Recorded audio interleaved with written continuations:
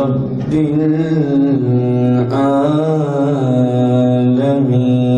العالمين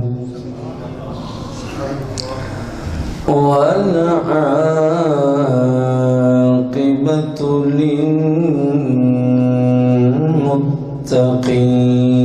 للمتقين والصلاة والسلام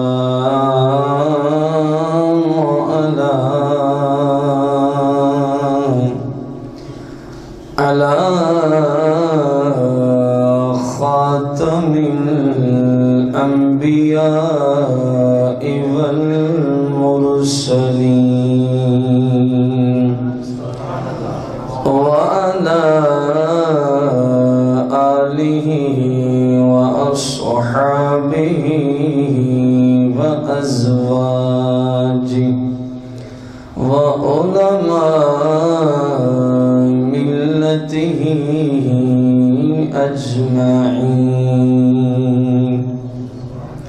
أما بعد فأعوذ بالله من الشيطان الرجيم بسم الله الرحمن الرحيم قال الله تبارك وتعالى في القرآن المجيد والفرقان الحميد إن الله وملائكته يصلون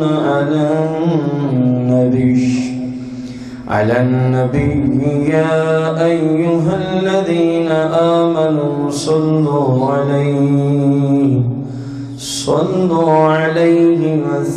وسلموا تسليما الصلاة والسلام عليك يا سيدي يا رسول الله الصلاة والسلام عليك يا سيدي يا حبيب الله الصلاة والسلام عليك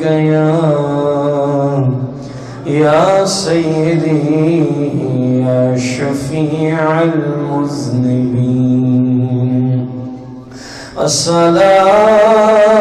الصلاة والسلام عليك يا سيدي يا رحمة للعالمين الصلاة والسلام عليك يا سيدي يا عالم ما كان وما يكون الصلاة والسلام عليك يا سيدي يا حاضر ويا نازل للعالمين الصلاة والسلام عليك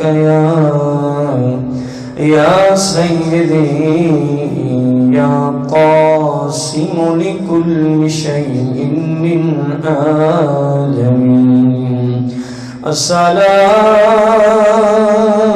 والسلام عليك يا سيدي يا مختار للعالمين الصلاة والسلام عليك يا سيدي يا جد الحسن والحسين مولاي صل وسلم دائما أبدا على حبيبك خير الخلق كلهم.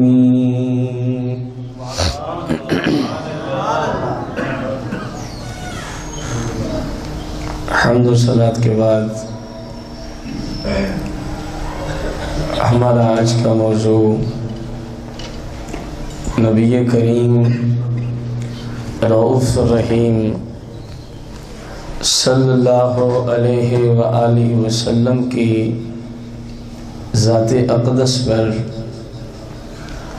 درود و سلام پڑھنے کے فضائل و برکات، قسط نمبر 3. حضرت فضالہ بن عبید رضی اللہ تعالی عنہ بیان فرماتے ہیں، ایک شخص کو نبی کریم رؤوف الرحیم علیہ الصلاۃ والتسلیم نے دیکھا، وہ دعا کر رہا تھا اور اس شخص نے اپنی دعا سے پہلے نبی کریم رؤوف الرحیم علیہ السلام کی ذات اقدس پر درود نہیں پڑھا تھا.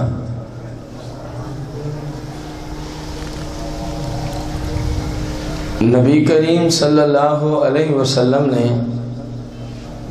ارشاد فرمایا کہ اس شخص نے بہت جلدی کی ہے، اس شخص نے بہت جلدی کی ہے. پھر ایک اور شخص کو، دو روایتیں ہیں، یا اسی کو جس نے بغیر درود پڑھے دعا شروع کر دی، نماز پڑھی آ کے درود و سلام نہیں پڑھا، بس دعا کر کے وہ گیا، یا اسی کو، یا دو روایت، یا کسی اور شخص کو صحابہ میں سے آپ نے بلایا اور اس سے ارشاد فرمایا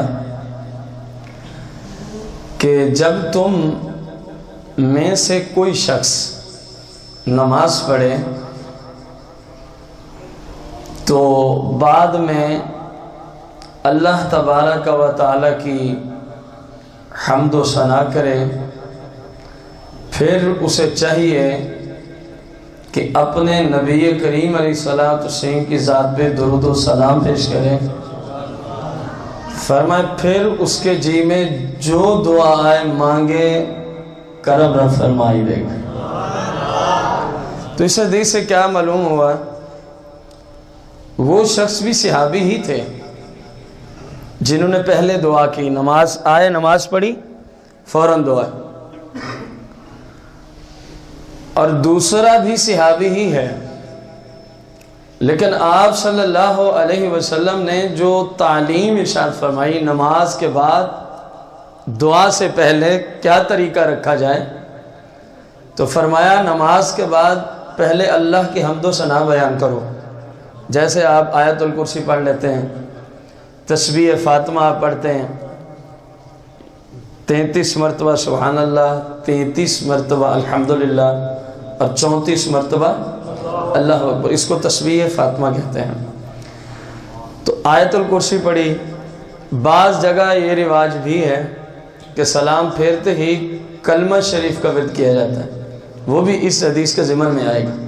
اللہ کی حمد و ثنا ہے کلمہ کے نہیں ہے. تو یہ اور بات ہے کہ اگر پیچھے کوئی نمازی جس کو مسبوق کہیں آپ، امام کے سلام پھیرتے ہی کسی کی رہ گئی ہے، وہ کھڑا ہوا ہے، تو اس وقت نمازیوں کو اس کی رعایت کرنی چاہیے، کلمہ شریف آہستہ پڑھنا چاہیے تاکہ ہماری آواز کی وجہ سے اس کی نماز میں خلل نہ پڑے، اس کی نماز میں خلل نہ پڑے. اسی طرح آیت الکرسی پڑھی جاتی ہے.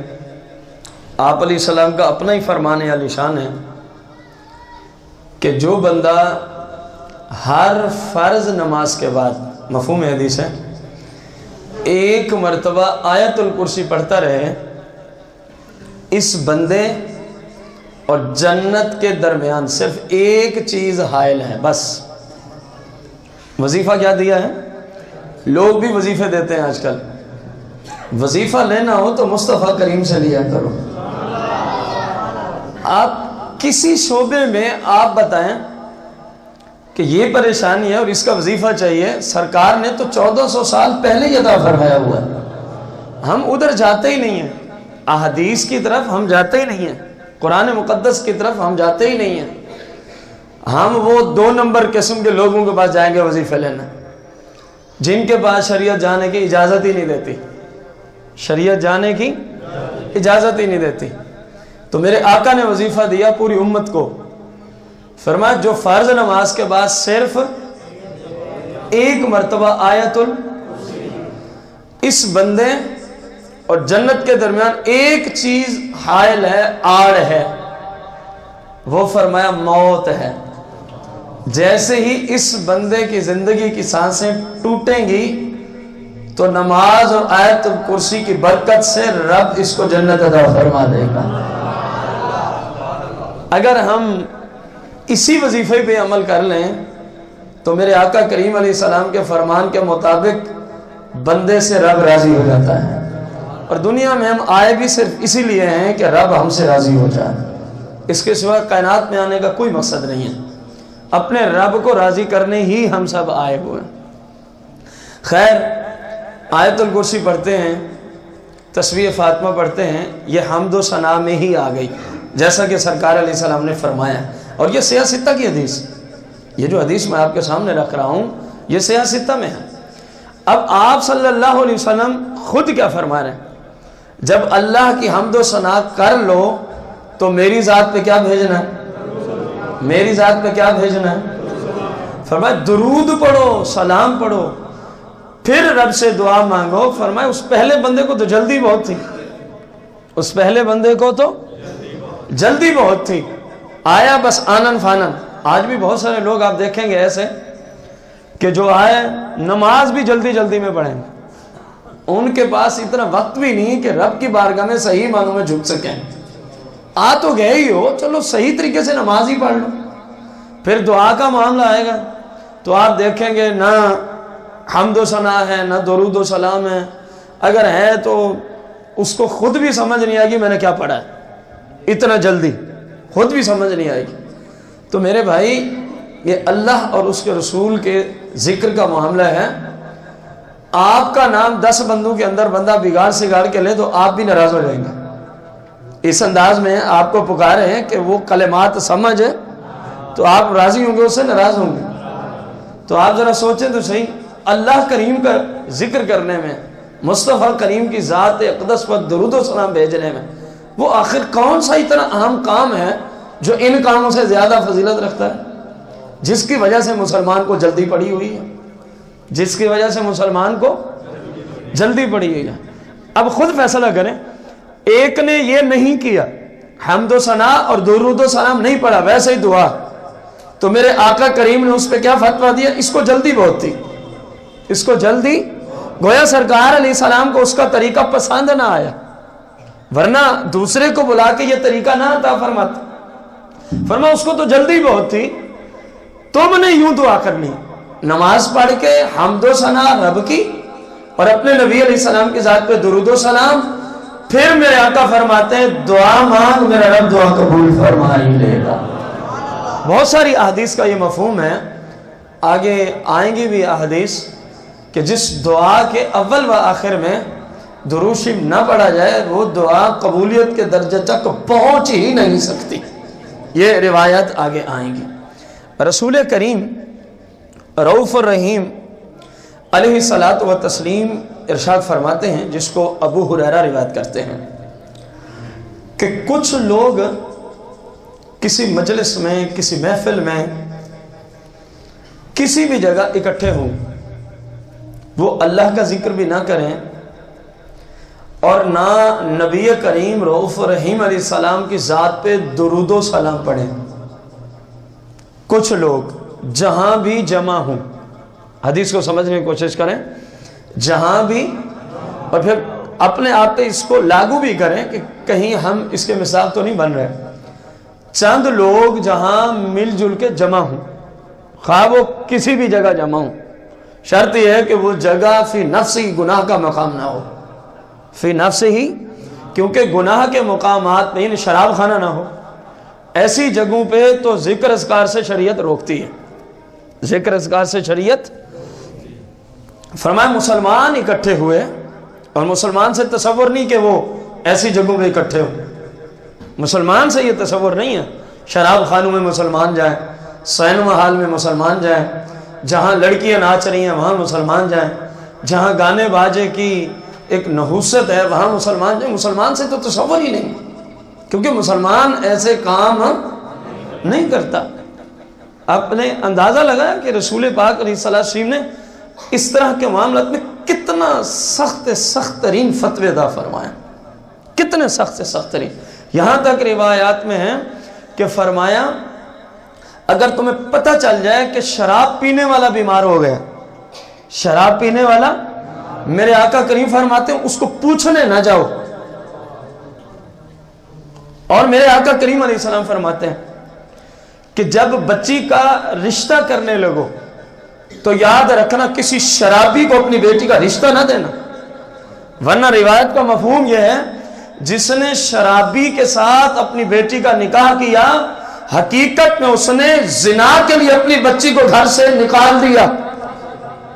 اور پھر باقاعدہ اس پہ ائمہ حدیث نے کلام کیا کہ شرابی جب شراب میں دھت ہوتا ہے کبھی تو کلمات کفر بک دیتا ہے، اور کبھی بیوی کو ایسے کلمات بول دیتا ہے جس کی وجہ سے نکاح کیا ہو جاتا ہے، ختم ہو جاتا ہے۔ تو آقا کریم نے اس معنی گر فرمایا کہ جس نے کسی شرابی سے اپنی بچی کا نکاح کیا اس نے اپنی بچی کو زنا پہ پیش کیا، یہ روایت آپ اندازہ لگائیں، رسول پاک صلی اللہ علیہ وسلم فرمائے۔ اور پھر محدثین نے کہا اس کا مطلب کیا ہوا کہ شرابی سے ادھر نکاح کیا ادھر زنا پہ پیش کیا؟ تو انہوں نے اس کی تفصیل کرتے ہوئے بیان فرمایا کہ شرابی شراب کے نشے میں کبھی تو ایسا جملہ بولتا ہے جو اللہ کریم کی گستاخی، رسول کریم علیہ السلام کی گستاخی، اسلام قرآن کی توہین پہ مبنی، تو بندہ کیا ہو گیا، اسلام سے فارغ ہو گیا۔ جب بندہ ہی فارغ ہو گیا تو بیوی نکاح میں رہی۔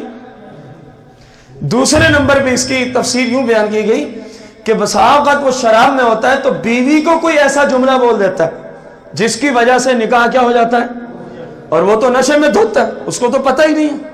آپ کہیں جی وہ تو نشے میں تھا، تو شرابی شخص شراب کے نشے میں طلاق دیں، شریعت اسلامیہ کا فتویٰ ہے کہ طلاق واقع ہو جائے گی، طلاق واقع۔ اس لیے میرے آقا کریم نے فرمایا کہ شرابی کو نکاح کے طور پہ بیٹی بھی نہ دیا کرو۔ تو کیا ایسا کام مسلمان کریں گے؟ ایسے ہی ہر ایک گناہ کی تفصیل ہے، ہر ایک گناہ کی کیا ہے، تفصیل ہے، سینما ہال ہے، فلاں فلاں گند ہے، فلاں فلاں گند ہے، تو مسلمان سے تصور نہیں۔ فرمایا جہاں چند مسلمان کیا ہوں اور وہ اللہ کی حمد و ثنا نہ کریں، جملے غور سے سنیں حدیث، اور اپنے نبی علیہ السلام کی ذات پہ درود و سلام نہ پڑھیں، تو یہ محفل، یہ ان کا اکٹھا ہونا قیامت کے دن ان کے لیے ندامت اور شرمندگی کا باعث بنے گی۔ جس میں اکٹھے ہوئے اللہ کی حمد و ثنا نہ ہوئی اور سرکار مدینہ علیہ السلام کی ذات پہ درود و سلام نہ پڑھا گیا، تو یہ محفل اہل محفل کے لیے، جو اس محفل میں، جو اس جگہ، جو اس مجلس میں، اس اجتماع میں جمع ہوئے، ان کے لیے کس چیز کا باعث بنے گی؟ شرمندگی اور ندامت کا۔ پھر میرے آقا کریم حدیث کے آخر میں فرماتے ہیں میرا رب چاہے گا تو معاف فرما دے گا، اور چاہے گا تو پھر مواخذہ فرمائے گا کہ مسلمانوں تم اکٹھے ہوئے تھے اور میری حمد و ثنا نہیں کی تھی اور میرے محبوب کی ذات پہ درود و سلام نہیں پڑھا تھا، کیوں بتاؤ؟ میرے آقا فرماتے ہیں رب چاہے گا تو پھر ڈانٹ ڈپٹ کر کے پوچھے گا۔ اور الامان والحفیظ، جس سے رب نے پوچھ لیا وہ ہلاک ہو گیا، یہ قانون ہے، شاید کسی کے ذہن میں کوئی نہیں جواب دے لیں گے، جس سے اس نے پوچھ لیا وہ ہلاک ہو گیا۔ اس کی بارگاہ میں ہم جواب دینے کے اہل نہیں رہے، ہمارے اندر اہلیت نہیں ہے کہ رب کی بارگاہ میں ہم جواب دے پائیں۔ تو ہر وقت پناہ یہی مانگیں، اپنے رب سے معافی، استغفار، گناہوں پہ توبہ، شرمندگی، ندامت۔ مالک جو جان بوجھ کے ہوئے وہ بھی معاف کر دے، جو انجانے میں ہوئے وہ بھی معاف کر دے۔ اور زندگی کا ایک ہی مقصد رکھیں، میں نے ہر حال میں اپنے رب کو راضی کرنا ہے۔ میں نے ہر حال میں، خوشی ہے یا غمی ہے، سفر ہے یا حضر ہے، صحت ہے یا مرض ہے، ہر حال میں مسلمان کا ترہ امتیازی یہی ہے کہ اس کا کردار اس چیز کی طرف جاتا ہے کہ اس نے صرف اپنے رب کو راضی کرنا ہوتا ہے، صرف اپنے رب کو۔ پھر یہ نہیں دیکھتا رب کو راضی کرنے میں کون کون ناراض ہو رہا ہے، وہ ان چیزوں کو دیکھتا ہی نہیں ہے، وہ ان چیزوں کو سرے سے۔ بلکہ بزرگان دین تو فرماتے ہیں اس معاملے میں اپنے آپ کو مردہ ہی تصور کرتا ہے، وہ یہ سمجھتا ہی نہیں ہے کہ کون ناراض ہے کون راضی ہے، وہ سمجھتا ہے میں مر گیا ہوں، میں اور مردہ بندے سے جو مرضی ناراض ہوئے اس کو کوئی پرواہ۔ اولیاء عظام فرماتے ہیں جن کو اللہ نے حقیقی علم عطا فرمایا ہوتا ہے، فرماتے ہیں وہ ایسے معاملے میں سمجھتا ہے کہ میں ویسے ہی مر گیا ہوں، میں ویسے ہی، مجھے کسی سے کوئی سروکار نہیں، میرا ایک ہی کام ہے، میں نے اپنے رب کو راضی کرنا ہے، میں نے اپنے رب کو راضی کرنا ہے۔ تو میرے آقا کریم کا یہ فرمانا کہ اکٹھے ہوں اور درود نہ پڑھیں، یہ مجلس ہی ان کے لیے ندامت و شرمندگی بن جائے گی۔ رب پوچھے گا میری محبوب کی ذات پہ تم نے درود و سلام کیوں نہیں پڑھا تھا، تم نے درود و سلام کیوں نہیں پڑھا تھا۔ رسول کریم رؤوف رحیم علیہ السلام سے سیدنا ابو ہریرہ رضی اللہ تعالیٰ عنہ روایت کرتے ہیں، آقا کریم علیہ السلام نے ایک ہی محفل میں، ایک ہی وقت میں مختلف 3 طرح کے گروہوں کو بد دعا دی۔ کتنے؟ کس نے بد دعا دی؟ رسول کریم علیہ السلام نے۔ اور یہ تینوں گروہ مسلمانوں ہی کے ہیں، تینوں گروہ۔ اس سے ان لا علم واعظین، خطبہ، مقررین کو نصیحت حاصل کرنی چاہیے جو ممبر رسول پہ بیٹھ کے جھوٹ بول رہے ہوتے ہیں کہ رسول پاک علیہ السلام نے کبھی کسی کافر کو بھی بد دعا نہیں دی، تم نے قرآن اور حدیث کو تو پڑھا نہیں ہے۔ ایسی شان بیان کرنے کا کیا فائدہ ہے کہ جس کی وجہ سے رسول پاک کی حدیثوں کو جھٹلانا لازم ہے؟ وہ سمجھتے ہیں ہم نے بہت بڑی سرکار کی شان بیان کر دی ہے۔ اور میرے بھائی، جو اللہ کے محبوب خود فرما رہے ہیں تو ان کو جھٹلا کے رسول اللہ کی شان کیسے بیان کر سکتا ہے؟ قرآن کہہ رہا ہے آپ نے بد دعائیں دی کافروں کو، حدیث کہہ رہی ہے آپ نے کفار کے لیے باقاعدہ نماز میں عین نماز بد دعائیں کی ہیں کافروں کے لیے، اور آپ نے بد دعائیں دیتے ہو کافروں کو قتل کروایا ہے، جہنم رسید کروایا ہے۔ اور اس حدیث میں آپ دیکھیں اس طرح کے اور بہت سارے مقامات پہ فرمایا جس کے اندر مسلمانوں کے لیے یہ کلمات ہیں۔ آپ ذرا غور سے سنیں، ابو ہریرہ رضی اللہ عنہ فرماتے ہیں سرکار مدینہ علیہ السلام نے ارشاد فرمایا اس شخص کے ناک خاک آلود ہو جائے۔ اب یہ کیا دعائیہ کلمات ہیں؟ اور بعض روایت میں ہے کہ وہ شخص ہلاک ہو جائے، اور بعض میں وہ شخص ہلاک ہو گیا، وہ شخص ہلاک ہو گیا۔ ان روایات میں پھر تھوڑی سی یہ بھی تفصیل ہے کہ جبریل آتے ہیں، آ کے عرض کرتے ہیں آج میں دعا مانگنا چاہتا ہوں، آپ نے آمین کہنی ہے۔ ان روایت میں یہ بھی ہے اس وقت آپ ممبر کی طرف تشریف لے کے جا رہے تھے، پہلی سیڑھی پہ قدم رکھا تو بلند آواز سے آمین، دوسری پہ تو بلند آواز سے آمین، تیسری پہ تو بلند آواز سے۔ تو غلاموں میں بعد میں پوچھا آج خلاف معمول آپ نے آمین آمین اور آمین فرمائی ہے، تو پھر یہ تفصیل عطا فرمائی جو اب میں آپ کے سامنے رکھنے چلا ہوں۔ میرے آقا کریم علیہ السلام فرماتے ہیں جس شخص کے سامنے میرا ذکر ہوا، میرا ذکر، میرا نام آیا، اور اس نے میری ذات پر درود نہ پڑھا، وہ برباد ہو گیا۔ مفہوم حدیث، وہ ہلاک ہو گیا۔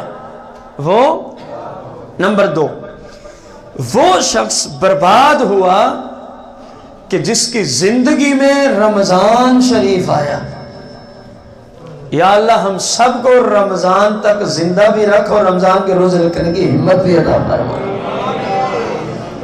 رجب کے اندر باقاعدہ یہ سنت ہے، رجب کا چاند دیکھتے ہی دعا جو ہے رجب کے چاند کو دیکھتے ہی پڑھنے والی، اس کے اندر باقاعدہ طور پہ یہ کلمات موجود ہیں کہ مالک بلغنا رمضان، ہمیں رمضان تک پہنچا دے، ہمیں رمضان تک پہنچا دے۔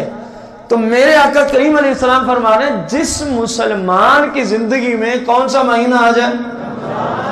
رمضان مبارک کا مہینہ آ جائے اور وہ اپنے رب کی عبادات و ریاضات کر کے اپنی بخشش نہ کروا سکے، وہ بھی تباہ و برباد ہو جائے۔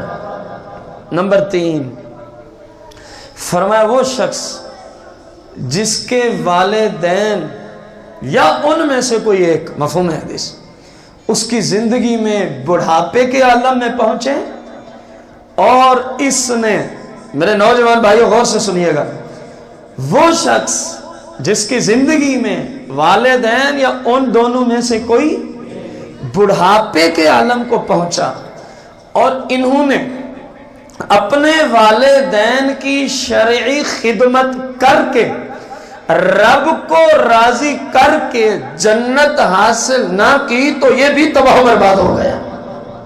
اب یہ بد دعائیں کون دے رہے ہیں؟ حدیث بولنے میں گناہ تو نہیں ہوتا۔ یہ 3 طرح کے گروہوں کے بارے میں یہ کلمات دعائیاں ہیں یا بد دعا کے کلمات؟ اور یہ حدیث کن کی ہے؟ آقا دو جہاں صلی اللہ علیہ وسلم کی ہے۔ اب بندہ کہے جی سرکار نے امت کو یہ کہہ دیا تو امت کو کوئی غیرت نہیں ہونی چاہیے، وہ جو مرضی کرتی رہے، یعنی سرکار کی طرف انگلیاں اٹھائیں گے، اپنے آپ کو نہیں سمجھائیں گے کہ یار سرکار جیسی ہستی جو بد دعائیں دے رہی ہے، آخر یہ اتنے بڑے گناہ تو ہیں، آقا کا نام ہے اور درود نہ پڑھنا اتنا بڑا گناہ تو ہے، آپ صلی اللہ علیہ وسلم کا نام سن کے درود نہ پڑھنا اتنا بڑا گناہ تو ہے کہ سرکار علیہ السلام نے اس کو بد دعا دی ہے۔ رمضان جیسا ماہ مبارک آئے اور بندہ توبہ طیب ہو کر رب کو راضی، تو وہ پھر بربادی ہونا چاہیے۔ اور ہمارے یہاں مسلمانوں کا نظام الٹ ہے۔ میں آپ کو کہہ رہا ہوں، آپ دیکھیے گا رمضان میں بہت سارے مسلمان آپ کو نظر آئیں گے جو غیر رمضان میں مسجد میں نظر آئیں گے۔ رمضان میں ان کا ہوتا ہے سیزن پیسے کمانے کا، وہ رمضان میں آپ کو نماز پڑھتے ہوئے نظر نہیں آئیں گے۔ اس سے بڑھ کے کوئی ظلم ہے جو مسلمان اپنی جان پہ کرے گا؟ جس مہینے کی طرف رسول اللہ نے نسبت کی ہے کہ جو اس میں اپنی بخشش نہ کرا سکا وہ ہلاک ہو گیا، اور ایک بندہ 11 مہینے نماز کی پابندی کرتا ہے، 12واں مہینہ اور بالخصوص آخری عشرہ، آپ اندازہ لگائیں بہت سارے دکاندار آپ کو ایسے نظر آئیں گے جن کی نمازیں جماعت تو دور کی بات ہے، سرے سے نمازیں قضا ہو جائیں گی۔ کیوں؟ اور جس روزی کما رہے ہیں، لعنت ہے ایسی روزی پر جس کی وجہ سے بندے کی نماز قضا ہو جائے۔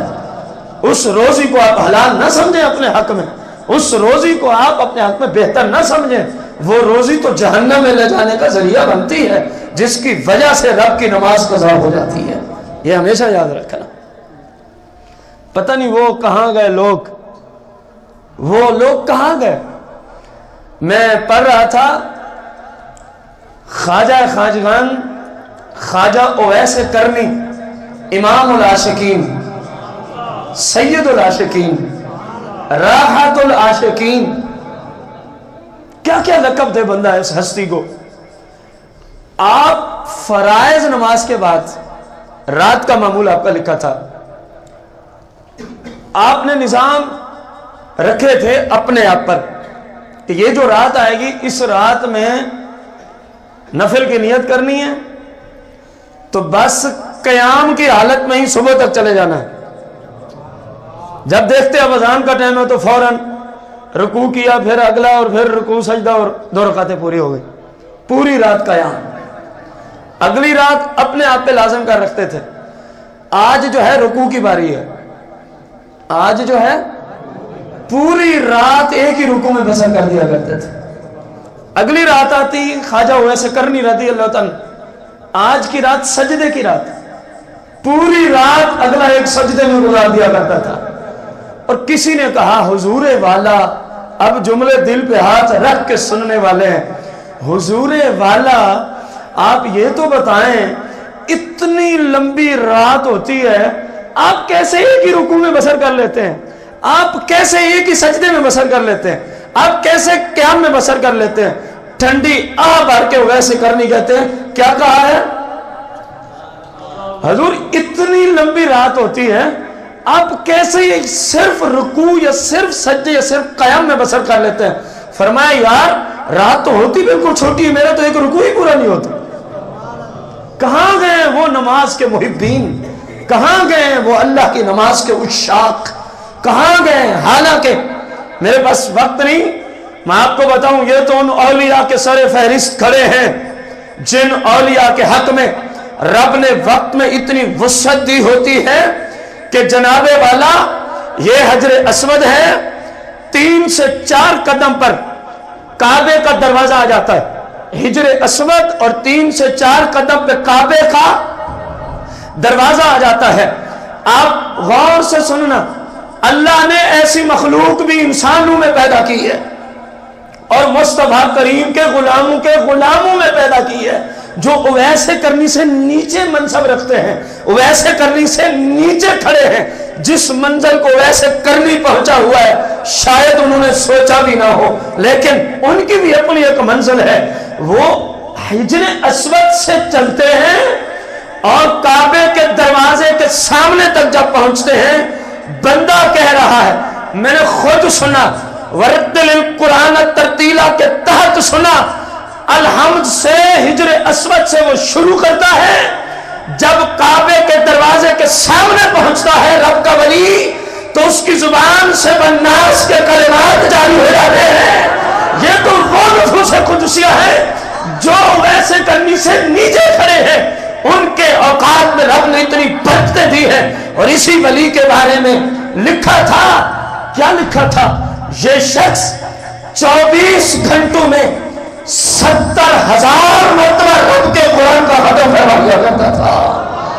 یہ ان کے نیچے والوں کے لیے رب کی طرف سے اوقات میں اتنی برکات دے دی نہیں کہ 24 گھنٹوں میں 70,000 بار قرآن کا ختم فرما دیا کرتے تھے. سورہ اخلاص والا نہیں، 30 پار والا، الحمد سے لے کر والناس، الحمد سے لے کر پتہ نہیں وہ عقل کے پجاری کہاں چلے گئے، تولتے رہتے میرے آقا کریم کے معراج کے سفر کو. یہ تو ان کے قدموں میں لپٹنے والوں کا عالم ہے. ایک بندے کے لیے صرف 24 گھنٹے گزرے ہیں، پتہ نہیں انہوں نے کتنا عرصہ گزار دیا. 70,000 ختم قرآن پاک، کوئی آسان بات ہے؟ ایک بندہ ان کا مرید 4 قدم اٹھاتا ہے اور کہتا ہے میرے 4 ہی تھے، لیکن کہتا ہے میں نے پوری شریعت کے خیالات شرائط کا لحاظ رکھتے ہوئے اپنے شیخ سے سنا کہ وہ الحمد سے شروع کر رہے ہیں، حجر اسود کے سامنے تھے. جب کعبے کے دروازے کے سامنے 3 سے 4 قدم کا فاصلہ ہے، ایک کا صرف 3 سے 4 قدم ہے، دوسرے نے 30 پارے قرآن کے پڑھ ڈالے. ویسے کرنی ان سے بھی اگلی منزل پہ قدم رکھتے تھے. وہ جملے کیا بول رہے ہیں؟ کہہ رہے ہیں یار تم کہتے ہو لمبی راتیں، رات تو ہے چھوٹی سی، میرا تو رکوع ہی پورا نہیں ہوتا. کہاں گئے وہ نماز کے عشاق؟ کہاں گئے جن کو سجدوں میں، جن کو رکوع میں چاشنی ملتی تھی؟ کہاں گئے وہ نفوس قدسیہ جو قیام میں وہ سکون حاصل کرتے تھے کہ کائنات کا ہر غم ان کو بھول جایا کرتا تھا؟ کیوں؟ ان کا اس حدیث پہ پورا عمل تھا جس میں فرمایا مفہوم کہ نماز بندے اور رب کے مابین گفتگو کا دوسرا نام ہے. وہ لوگ اس کا پورا پورا مصداق تھے. وہ لوگ اس کا پورا پورا، وہ اپنی طرف امتی نہیں دیکھے گا میں نے کتنا بڑا گناہ کر ڈالا، سرکار کی طرف سرکار نے بددعا دے دی ہے تو آپ سمجھیں کہ آپ کو کیوں دی ہے، باقی امت بھی تو کھڑی ہے، آپ ہی کو کیوں بددعا دی؟ آخر آپ نے کوئی ایسا جرم کیا ہے تو بددعا دی ہے. جیسے میرے آقا کریم صلی اللہ علیہ وسلم فرماتے ہیں میں نے دیکھا اوپر سے مثل تنور کے، نیچے سے نہایت ہی کشادہ، امید ہے سمجھ آگئی ہوگی، اوپر سے تنور کی مانند اور نیچے سے نہایت ہی کشادہ. میں نے ایک جہنم کی وادی کو ملاحظہ کیا جس میں جہنم کی آگ سلگ رہی ہے. اس میں مرد بھی ننگے ہیں، عورتیں بھی ننگی ہیں. پوچھا گیا، میرے آقا بتاتے ہیں یہ کون ہے؟ اب کان کھول کے سنا جائے. آج غیروں کی عزتوں کو لوٹنا بڑا آسان ہے. ہمارے عرف میں، ہمارے معاشرہ میں جب تک لڑکی کے 3-4 دوست نہ ہوں وہ اپنی زندگی کو فارغ سمجھتی ہے. جب تک لڑکے کے 8-10 لڑکیوں سے غلیظ رابطہ نہ ہو وہ اپنی زندگی کو فارغ سمجھتا ہے. رسول پاک علیہ السلام تفصیل دیتے ہیں، فرمائیں کہ وہی مرد اور عورت رنگے جہنم میں جا رہے ہیں جو دنیا میں غیر مرد غیر عورتوں سے تعلق رکھتے تھے، غیر عورتیں اجنبی مردوں سے تعلق رکھتی تھیں. میرے بھائیوں، ہمارے کرتوت کیا ہے؟ ہم نے کبھی اپنی سیرت کو دیکھا؟ صرف انگلیاں ہم اٹھا سکتے ہیں. اتنی سخت فتوے تھے، اتنی سخت حدیثیں آ گئی، تو پہنچانے والے کا کیا جرم ہے؟ اس نے تو تاجدار مدینہ کا فرمان ہی پہنچایا ہے نا، اس کا کیا جرم ہے؟ اپنے آپ کو نہیں پوچھے گا کہ تو نے اتنا بڑا ظلم کیا کہ کسی غیر عورت کے ساتھ تیرا رابطہ رہا، تیرا جسم کسی غیر عورت کے جسم کو ٹچ ہوتا رہا. غیر عورت حیا نہیں کرتی کہ میرا جسم، جس کے چہرے، جس کے جسم کو دیکھنے کی اجازت نہیں تھی، میرے جسم پہ کوئی غیر آ کے کھیلتا رہتا ہے، اس کو حیا نہ آئی. اعتراض حدیث پہ ہے کہ اتنا سخت فتویٰ. تو یہ وہی فتویٰ ہے جس ذات پر آپ نے کلمہ پڑھا اور آپ کا کفر دور ہوا، ایمان کی حالت میں آپ تشریف لے آئے. تو یہ میرے آقا کریم کا فتویٰ ہے. یہ حدیث جس میں 3 طرح کے گروہوں کو سرکار نے کیا دی ہے؟ بلند آواز سے، بلند آواز. حدیثیں تو اس لیے ہوتے ہیں بندہ سیکھے اور توبہ طیب ہو کے عمل پیرا ہو جائے، نہ یہ کہ بندہ سرکار کی حدیثوں پہ انگلیاں اٹھائے. اپنے آپ پہ غور نہیں کرنا، اپنے آپ پہ. تاجدار ختم نبوت صلی اللہ علیہ وآلہ وسلم حضرت سیدنا ابو ہریرہ رضی اللہ تعالی عنہ فرماتے ہیں، آقا دو جہاں علیہ السلام نے ارشاد فرمایا، جو مسلمان بھی میری ذات پہ سلام پڑھتا ہے، جو مسلمان بھی میری ذات پہ. اب اس حدیث میں لفظ سلام آیا ہے، لفظ اور حدیث بھی سیاح میں سے ابو داؤد شریف کی ہے، سیاح ستہ میں سے ابو. لفظ سلام، جو مسلمان جہاں سے کہیں سے، مفہوم حدیث، کسی زمانے میں میری ذات پہ کیا پڑھتا ہے؟ سلام. جو حدیث میں ہے سلام پڑھتا ہے. تو آپ اس حدیث پہ عمل کیسے کریں گے؟ چھوٹا سا سوال ہے.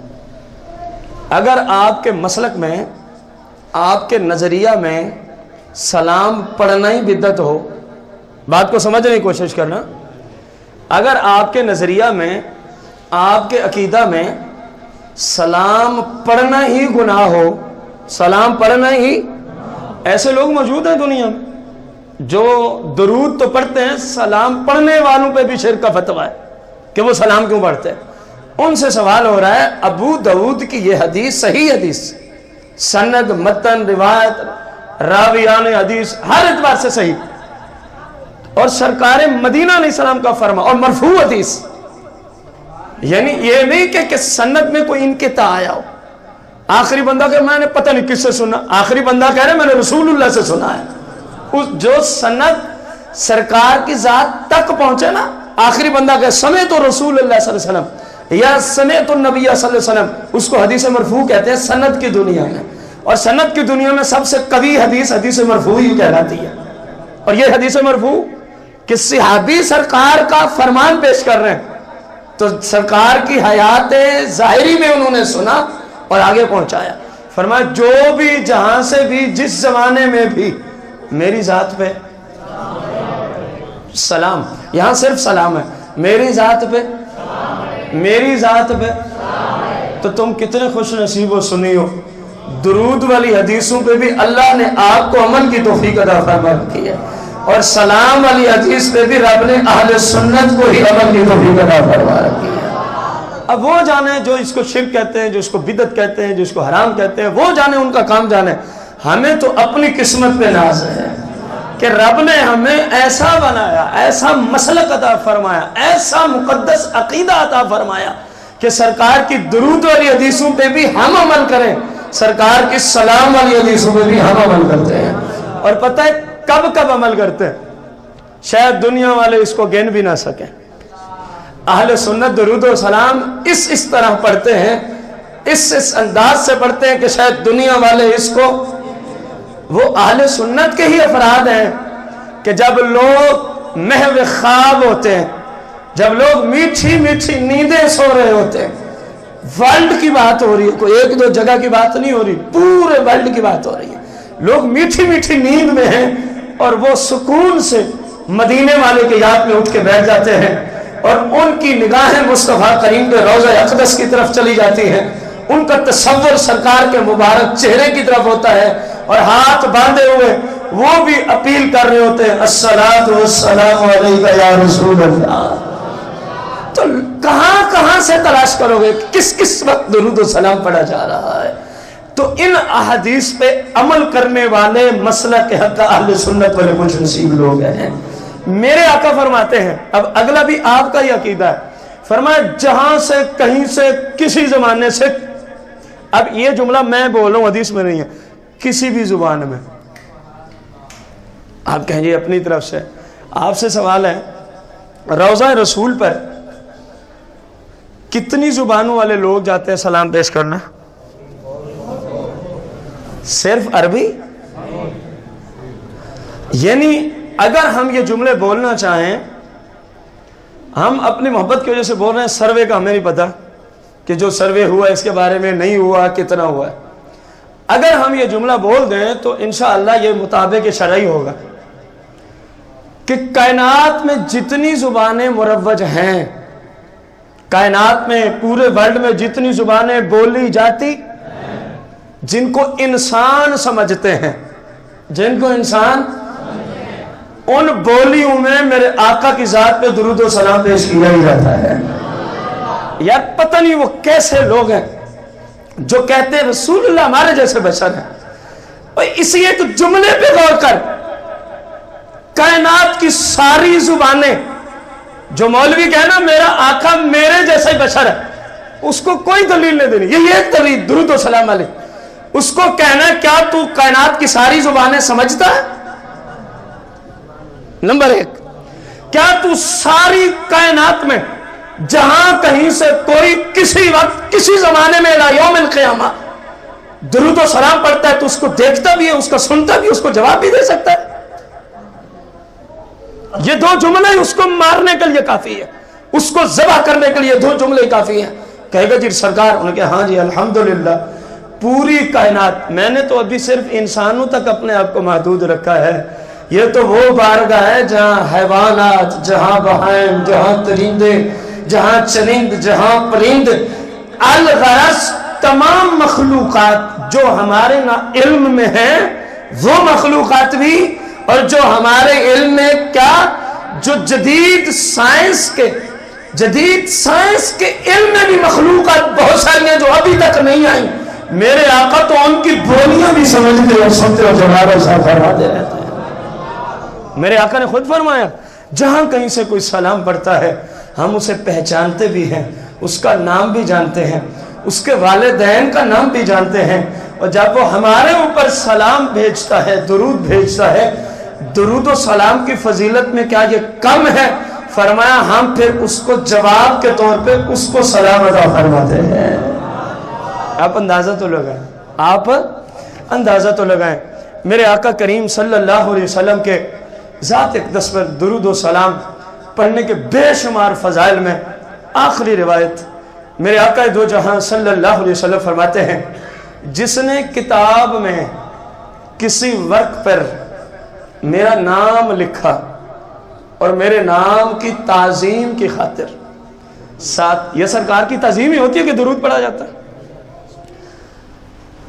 میرے نام کو لکھا اور ساتھ کیا لکھ دیا؟ درود پاک. اس کی تفصیل کا وقت نہیں ہے، انشاءاللہ اگلا جمعہ اس کی تفصیل میں عرض کریں گے. میرے نام کے ساتھ کتاب میں بلند آواز سے یاد درود پاک لکھ دیا صلی اللہ علیہ وآلہ وسلم، صلی اللہ علیہ وآلہ لکھ دیا. فرمایا جب تک وہ درود اس کتاب میں اس ورق میں موجود رہے گا برابر پے در پہ، رب کے فرشتے اس لکھنے والے کے لیے رب کی بارگاہ میں بخشش کی بھیک مانگتے ہی رہیں گے. اب امام بخاری کوئی تقریباً 1200 سال کے قریب ہونے والے ہیں گزرنے کو. انہوں نے بخاری میں جا بجا سرکار علیہ السلام کی ذات پہ کیا لکھا ہوا ہے؟ درود و سلام. اب میرے پاس وقت نہیں، میں تقابل کرانا چاہتا تھا کہ درود، حج، عمرہ، زکوٰۃ، نماز، علی ھذا القیاس، کس عبادت کا ثواب کتنی دیر تک چلتا ہے. یہ جملہ قرض ہے اگلے جملے کے لیے، اگر جمعۃ المبارک کے لیے اگر ہم زندہ رہے تو. امام بخاری کو کم و بیش 1200 سال گزرنے والے ہیں. انہوں نے لکھا سرکار کی ذات علیہ السلام پر درود و سلام، تو 1200 سال بیت گئے. فرشتے 24 گھنٹے اس شخص کے لیے رب کی بارگاہ میں بخشش کی بھیک اور دعائیں مانگتے چلے جا رہے ہیں. یہ اس حدیث کا مقصد ہے. اللہ تعالیٰ مجھے آپ سب کو سرکار مدینہ علیہ السلام کی ذات اقدس پر کثرت کے ساتھ، اخلاص کے ساتھ، محبت کے ساتھ درود و سلام آخری لمحے تک پڑھتے ہوئے زندگی بسر کرنے کی توفیق عطا فرمائے. آمین بجاہ النبی الکریم علیہ السلام.